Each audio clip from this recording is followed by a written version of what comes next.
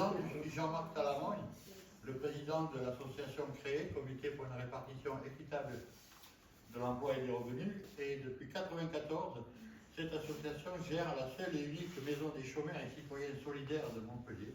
Elle est située 4 rue de Bas, juste à côté. L'association a eu 30 ans cette année. On s'est développé. Elle est faite pour aider les chômeurs et les précaires. Nous recevons dans nos locaux à peu près entre 1500 et 1600 personnes par an. Nous leur offrons, nous les aidons vis-à-vis de leurs difficultés par rapport. Avant c'était pour l'emploi, maintenant c'est France Travail. Nous aidons les précaires. Nous aidons aussi au niveau du logement. Nous avons, depuis 30 ans, nous avons agrandi notre panel social. Et il y a aussi une salle informatique que nous mettons à disposition. Dans cette maison des chômeurs, elle est à l'étage au premier. C'est pas, elle marche à l'électricité, mais elle n'est pas à l'étage, hein, vous comprenez. Bon, et il y a 8 postes, et les personnes peuvent de 9h à 17h utiliser ces postes pour leur dossier vis-à-vis de France Travail, voire même aller sur, s'ils veulent, sur Facebook, consulter leur compte, faire travailler et essayer de discuter ensemble. Mais nous avons besoin aussi de nous moderniser. Cette année, nous avons décidé d'essayer de s'associer à France Service pour vraiment avoir tout un panel et aider encore plus les gens.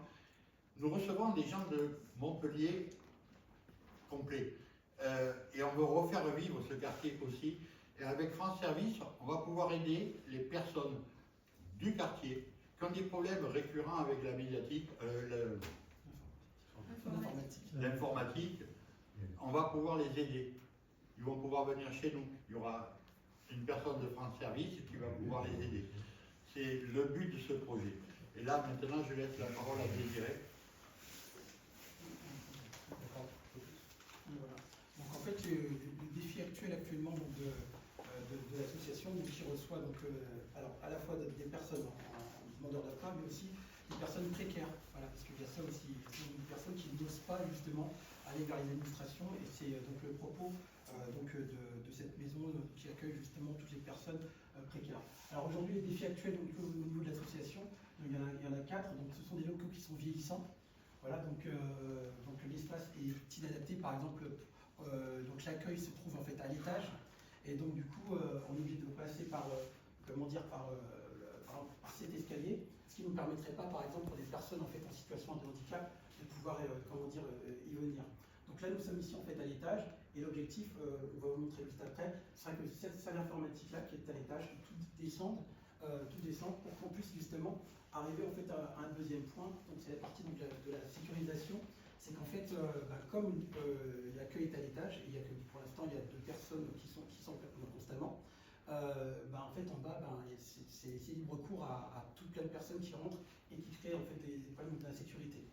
Deuxièmement, justement, c'est la capacité d'accueil, justement d'augmenter la capacité d'accueil pour recevoir plus de personnes, compte tenu aujourd'hui de ce fléau économique que nous vivons tous ensemble, à savoir voilà, donc beaucoup de gens perdent leur emploi, une situation précaire.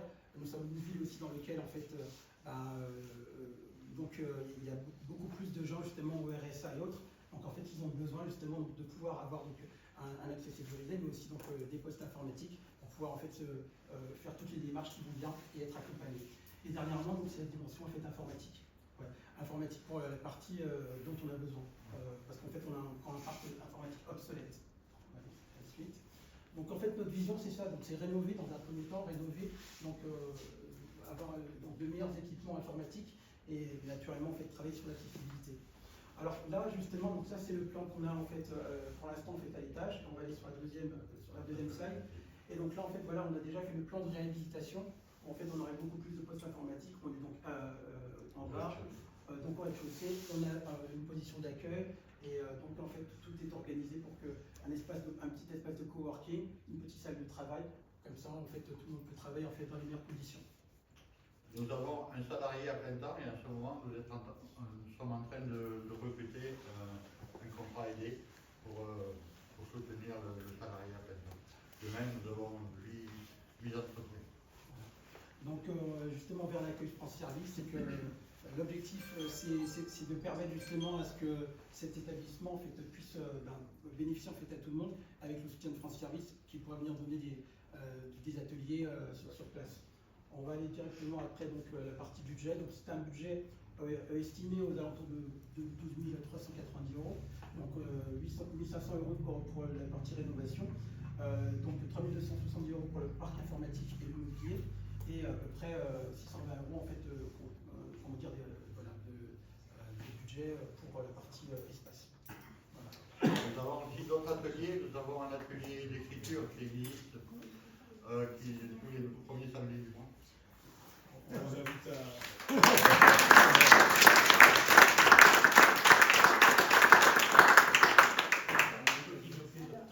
Si jamais il y a 2-3 questions.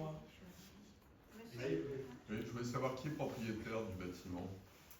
C'est une famille, je crois. C'est des privés, c'est des particuliers. Oui, c'est des particuliers, c'est géré par un syndic.